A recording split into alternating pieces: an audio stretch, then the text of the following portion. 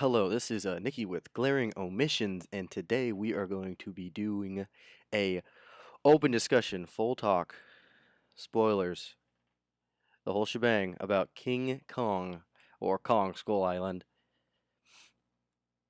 I was lucky enough to see this movie last weekend, and I saw it, I believe, Saturday, and I was uh, su- actually surprised. I was kind of expecting this movie to be pretty trash. Most big, box office, block, blockbuster movies are usually kind of trash. But this movie wasn't awful. It was better than I was expecting it to be. I was actually really pleasantly surprised, and I am gonna just kind of jump right into it. I'm gonna just basically go over the story and point out some things here and there, but overall, I'm just gonna kind of go in a linear fashion. Okay, so you start off in the movie. You start off. Opening scene is you see a pilot. I think it was World War II pilot get crashed, and you see him fly down from his jet.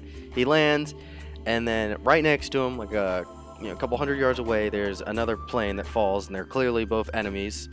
And fighting ensues. They both try killing each other, and they both awkwardly miss, like with their guns. Like they both have guns. They have no need to shoot from a distance, but they both do, and both completely miss with their guns. But I mean, I guess I'm willing to look past that. It was kind of dumb. But yeah, okay. So and then they just so happen to land on Skull Island, but you don't know this until they run through the forest, get to a ledge, and as they're fighting each other, about to kill one another, King Kong fucking puts his hands on the cliff, lifts his head up, and then it cuts to black, and then it's all like, you're supposed to be all like, oh, what happened? And basically, that's how the movie starts. It's really, really weird, but, it could be worse. I know that in, if you were to compare it to, like, the Godzilla movie that just came out, like, Kong literally shows up in the first 3 minutes. And Godzilla, that guy didn't show up till like halfway through the movie. You saw him for like 3 seconds and it disappeared. I mean, it's not. I mean, that's really more of an opinion thing. I know some people who will argue that it's better to hold off on showing the monster, and I know some people who will say no, you gotta see the monster for most of it. But that I don't know. I think I'm okay with either if they're both done properly. They move on from there to the when the story's going to take place, which is like in the Vietnam era. And basically, it opens with John Goodman trying to get funding for his basically expedition to Skull Island, and he finds a way to get a meeting with some higher up in the government. I don't know how he gets in. I mean, it's super shady, and basically he talks the guy into letting him get money, and then, I mean, his reason's kind of trash. It's the reasons, if we don't find what's there, the Russians will, which I guess is kind of believable, but it's I don't know. I thought it was a little weird. So basically, John Goodman tells him that they can just, pair up with an expedition group that's already going to go, and when they get there, they can just do what they were going to do with the expedition team. But John Goodman also asks them for like a army help, like support, to like make sure that they're not going to get destroyed, but like he doesn't really explain why. That's like a really big thing that bothered me. Like John Goodman like knows shit, and like they don't really explain why. Like satellites spot the island, but like it doesn't tell us why John Goodman knows there's a giant fucking ape on this island, and it kind of bothered me the whole movie, and you never find out why he knew. But anyways, after that, they basically, you get like a couple like montage-ish.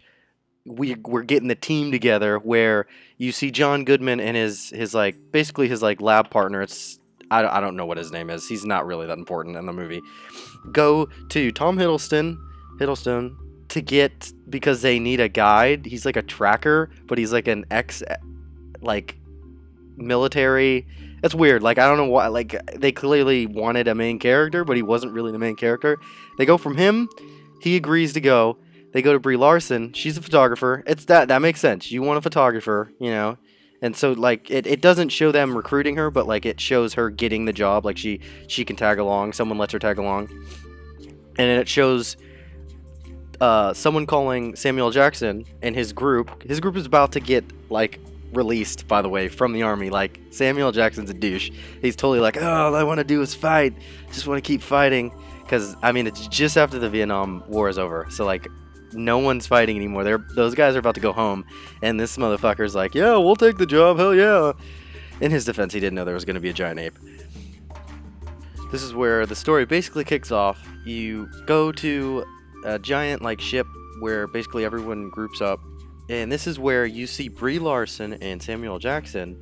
They like walk past each other, or like Samuel Jackson's like carting everyone getting on the ship, and he sees Brie Larson. He's like, "Oh, you a photographer or a war photographer?" And basically they like get into like a small argument, and like you can see that they like plant the seed of conflict. Like, you're like, "Ooh, this is gonna be interesting." Like, what you think is gonna happen is basically they talk to each other, and Brie Larson's character is all about like showing the truth, telling the truth, and like trying to stop like war. She doesn't like it, and that's why she photographs it, because she's trying to show people like how bad it is. And Samuel Jackson's like, like, some people don't need to know what's going on, and like, you really didn't, like, your photos don't help the cause. So basically, you think, oh, like, they're gonna like pop off some shit later in the movie. I'll tell you now, it doesn't happen. They do not fucking come back to that. I don't know why they put it in the movie. But they all get on the ship. They all go to basically close to the island, but they can't get to the island from the ship because it's surrounded by a storm all the time. I don't know if that's like a weather thing. I don't know if that could actually happen, but I'm not going to get into semantics. So they take the helicopters. They all get on. Everyone gets on the helicopters. And they fly to the island, and like, it's like a scene, like the scene is like, you're supposed to be afraid that like they're gonna crash in the helicopters, but it's like the first section of the movie, so you know they're gonna make it fine.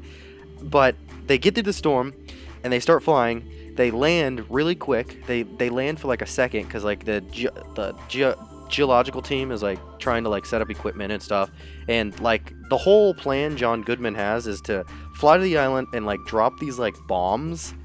So like you can like so they can check the geological features, but what he's really doing is trying to wake up anything on the island, which is dumb. That's the dumbest plan ever. Just look for the monsters. But regardless, so basically what happens is they start dropping these bombs, and fucking King Kong starts throwing palm trees at them, and starts breaking the helicopters. There's like 12 helicopters flying around, and this giant ape is just running around breaking stuff. They're just breaking everything.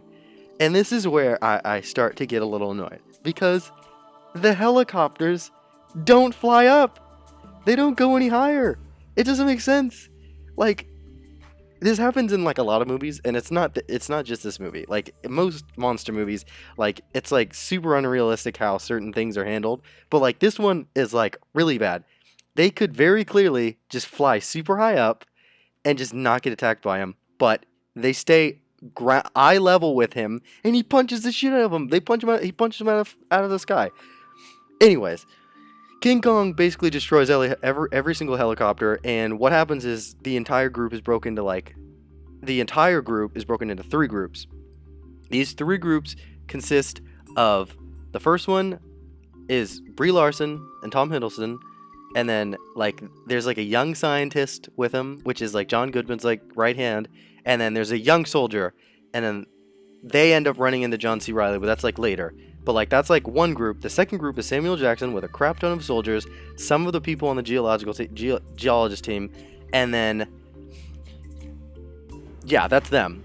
And their goal is like, because like they have a radio, they radio into one of the guy in the third group, and like their goal is to like get to him. In the third group, it's just one guy.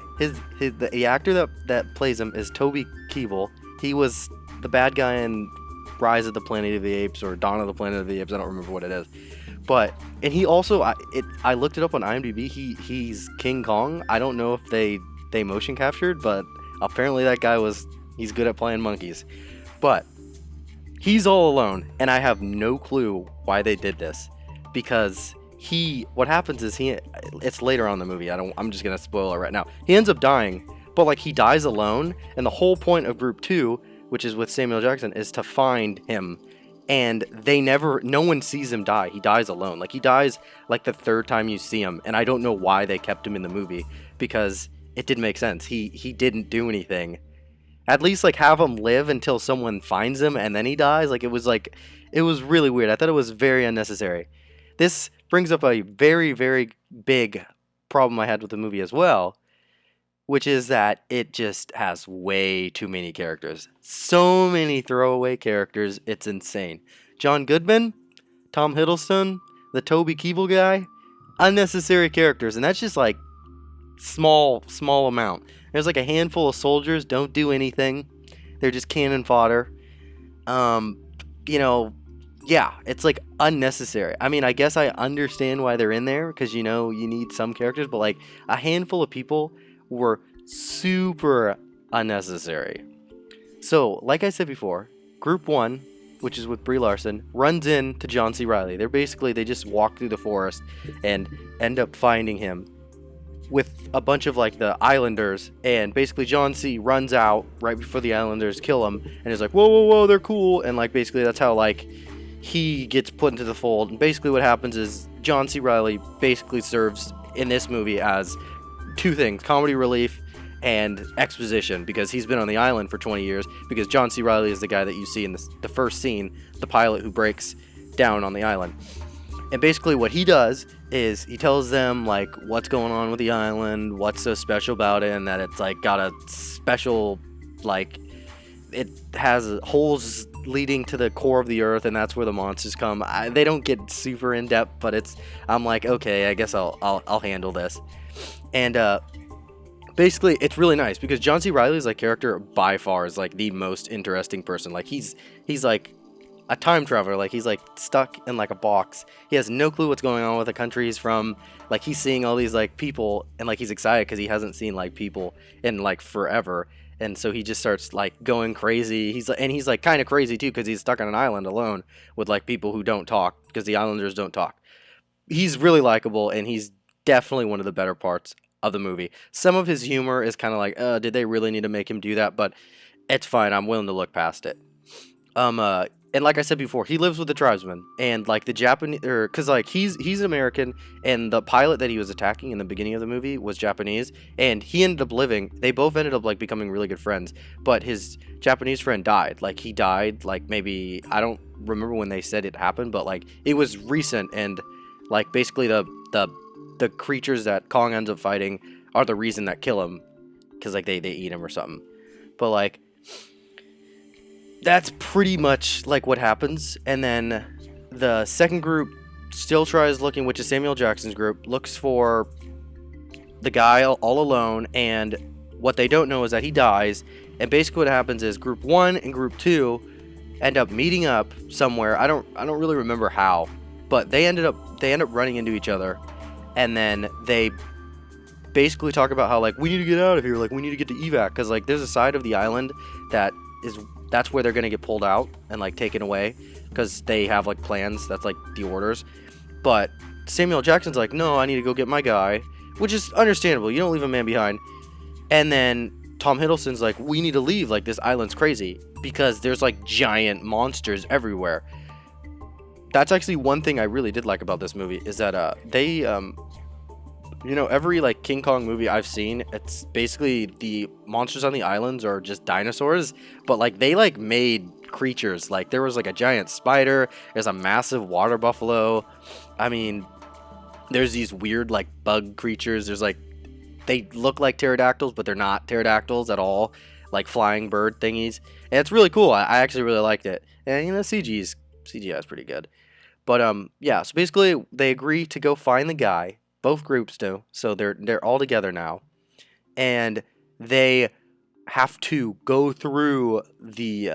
It's like basically they call it the graveyard, and it's where Kong's parents died. Yeah, Kong has parents, and it's basically like it's like riddled with like these tubes where the monsters can come out of. They're called skull crawlers. Well, at least that's what John C. Reilly calls them, so that's what I'm gonna call them.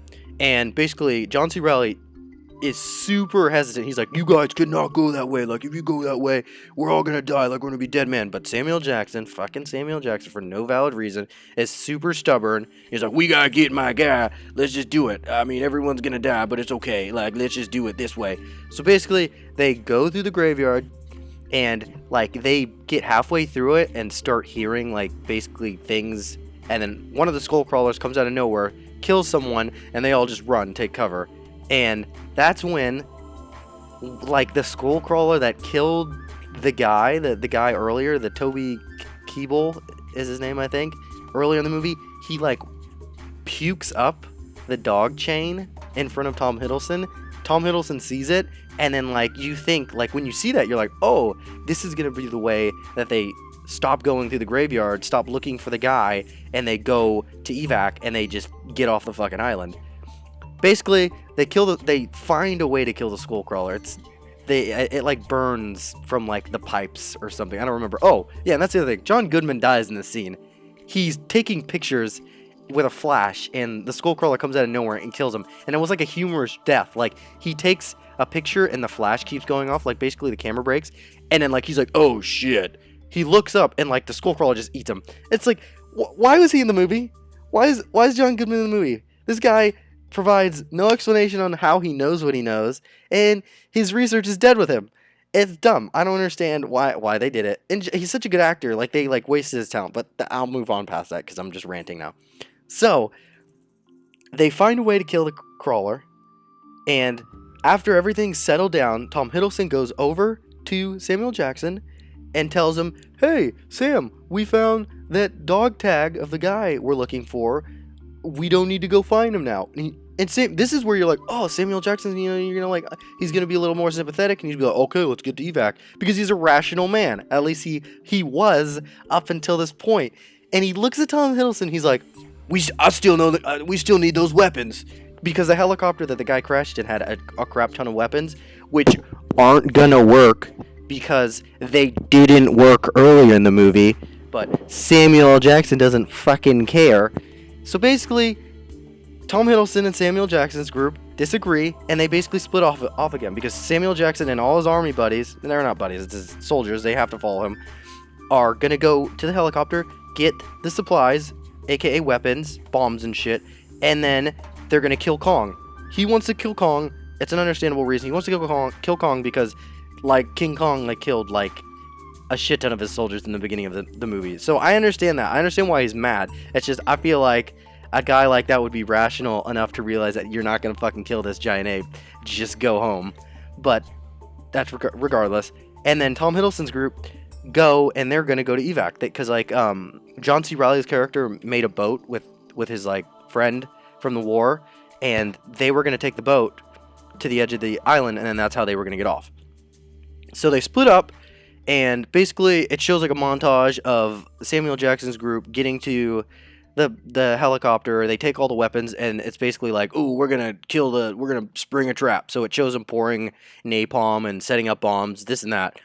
And then it cuts back to Tom Hiddleston's group. Tom Hiddleston, by the way, is, like, the most dry character. I know I'm referring to his group, but, like, this guy is, like, he's not a bad actor. It's just he's boring. He doesn't do anything in this movie. He is so unnecessary. It's, like, crazy. He's not funny. He's serious when other people aren't.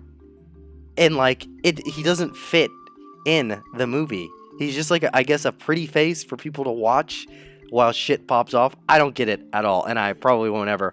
Like, Brie Larson, like, don't get me wrong, like, she doesn't do that much in the movie, but she, like, has a personality. She clearly has motives. Like, she cares about things on the island, and, like, she has some, like, scenes that, like, show, like, growth and development. Tom Hiddleston doesn't change the entire movie. The only reason why he does anything out of his character is for other characters that he likes.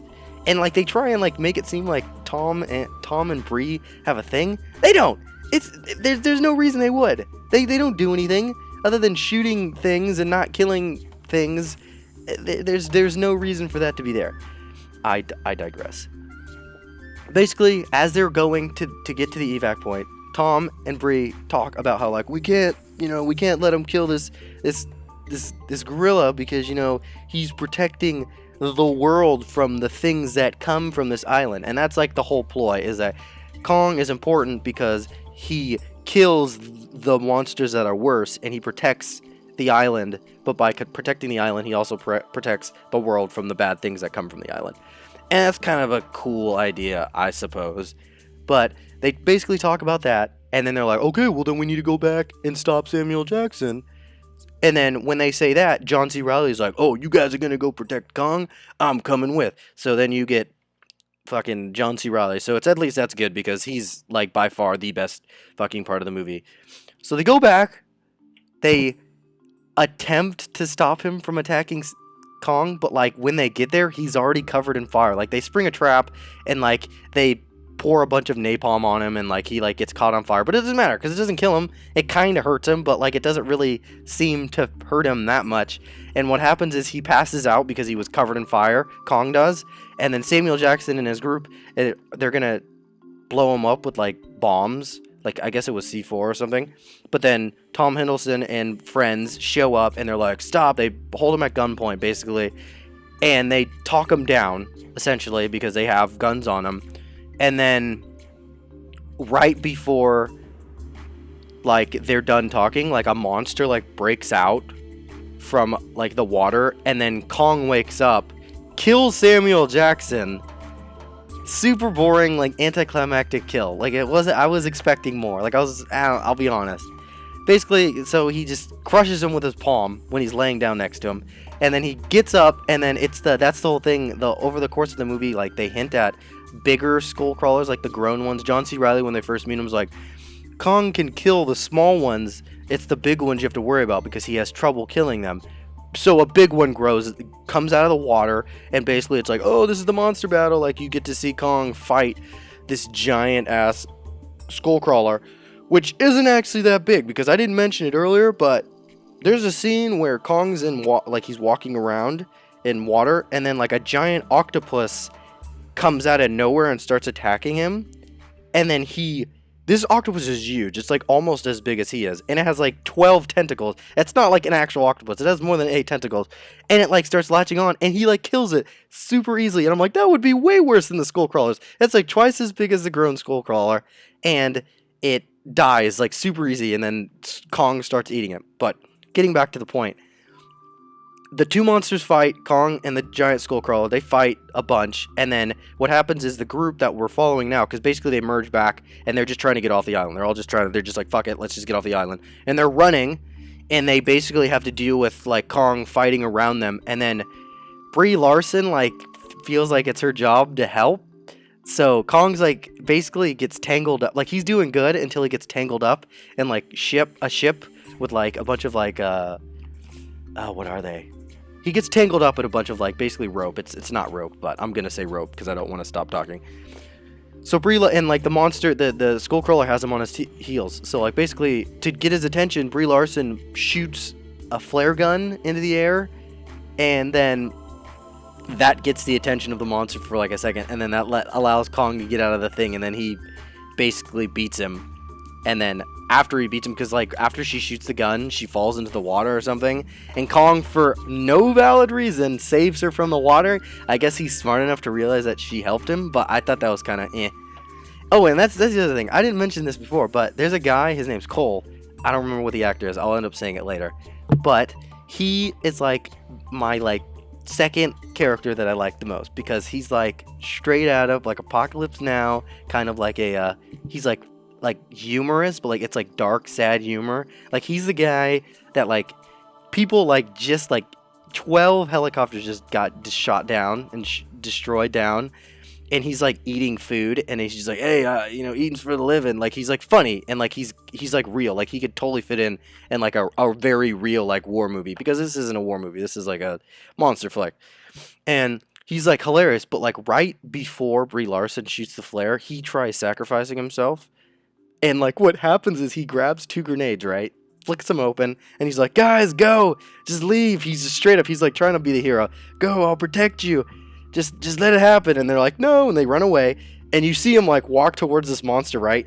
The monster gets, like, maybe 10 feet away from him, like, looks at him, and you think, oh, like, he's gonna help, like, his death is gonna be meaningful. The fucking monster, like, flips around and hits him with his tail. And then so he goes flying. He didn't do anything. He explodes away from the monster. And it doesn't do anything. It's hilarious. It's not supposed to be funny. It's supposed to be really sad. But I thought it was great, because it's like, that trope where it's like, oh, the hero's going to try and like save the day. It's like basically like, yeah, fuck that trope. It's a stupid trope. Stop doing it. And they basically were like, yeah, that's what happens in the real world. I liked it. I thought it was funny. You guys are gonna think I'm stupid, but like I thought it was hilarious.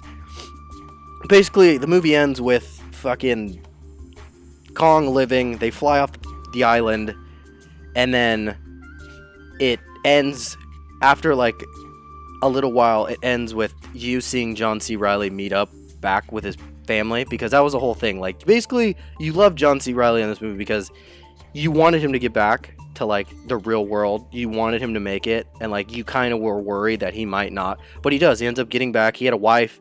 The wife still was waiting for him. He had a kid. He met his kid.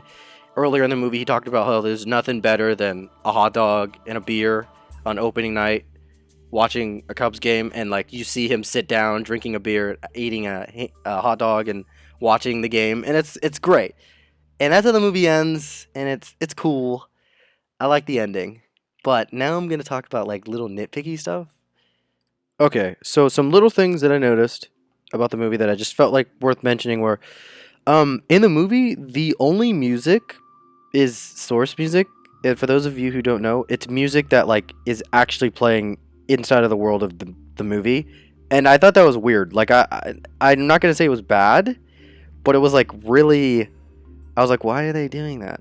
I guess it's like a artistic choice, but I found it weird.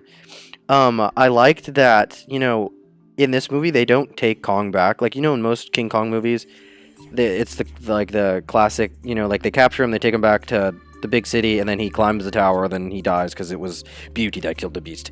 But that doesn't happen. That shit does not happen in this movie. Kong stays right where he is. Well, that also because he's huge. He's like way bigger than he ever was. But yeah, I like that they strayed away from, the usual thing. I liked the origin of the monsters. Like, I found it interesting that they gave a reason. They're like, oh yeah, it's like they come from the planet core, and it's weird, but it's at least a creative idea and science. Like, they gave bullshit science, but it was interesting. I like that a lot, because it's usually just like they don't give a really good answer. They just like say, eh. At least they tried to give an answer. One thing I noticed is there's a guy, Cole, in the beginning of the movie. Oh, I don't remember his name still. I really need to look that up. I thought it was weird. Like, he was the only one that used an AK-47, and from the beginning, I saw him with the AK. I was like, that's weird. Like, why is this guy using an AK-47? But they actually answer it. It's because he got it off of the body of a farmer that he fought or something, and he uses it to remind himself or something weird. But like, I mean, it wasn't a very good answer, but like, at least they answered. I was like, good for them. Like, they answered it. It seemed like there were a lot of shots in this movie that were shot intentionally for 3D, which kind of bothered me. I never liked that. I mean, I guess it makes sense, but it is what it is. The ending is really good. I like the ending a lot. I thought it was like super touching. Like I said before, it's like it ends with John Goodman getting the redemption you wanted for him. Like, he ends up going back to see his family.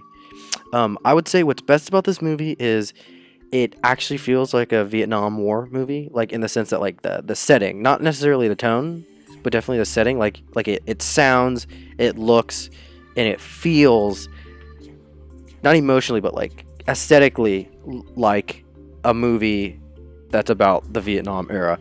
Like the costumes and the way people act, the way people look, all that stuff is good.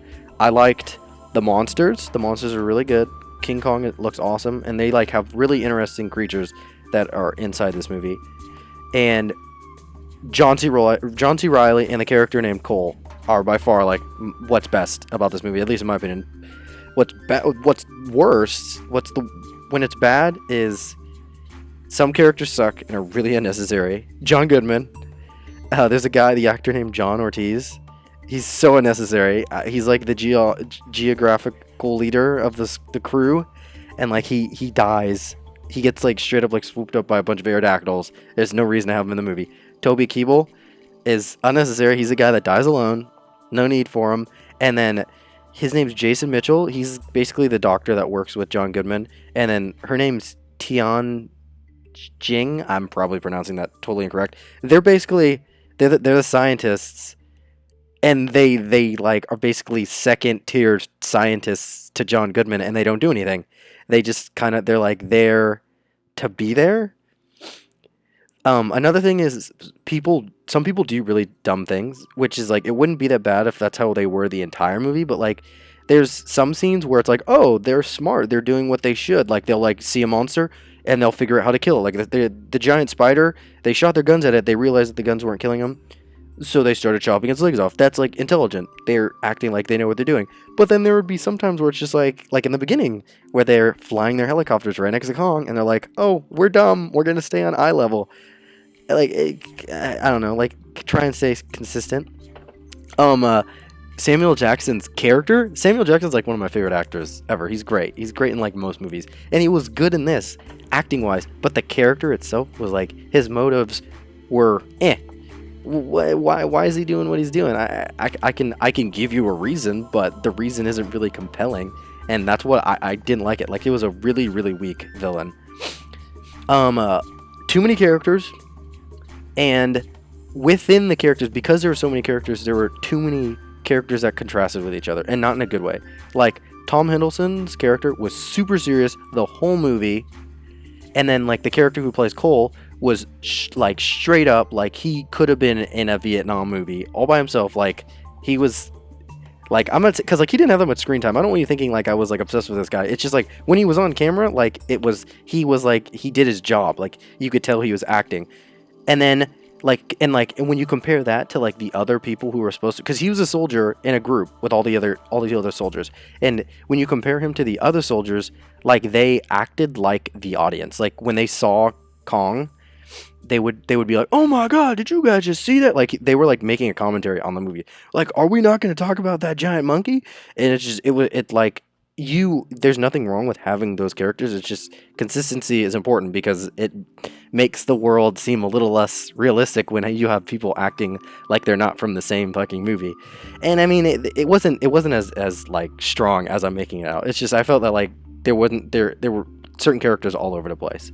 That is pretty much that's yeah, I'd say that's the bad. And that's pretty much my honest rant about the movie. Like I said before, I know this conversation might have totally made it seem like I didn't like this movie, but I actually liked the movie. I thought it was pretty decent.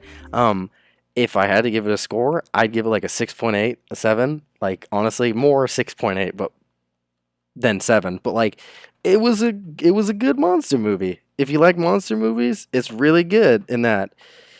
I just found some things that like bothered me, and that's why it has that score. But like on the whole, I liked it. If you think if you've been eyeing it and you're thinking it's something you want to see, I definitely I'd say you go see it. It's pretty good.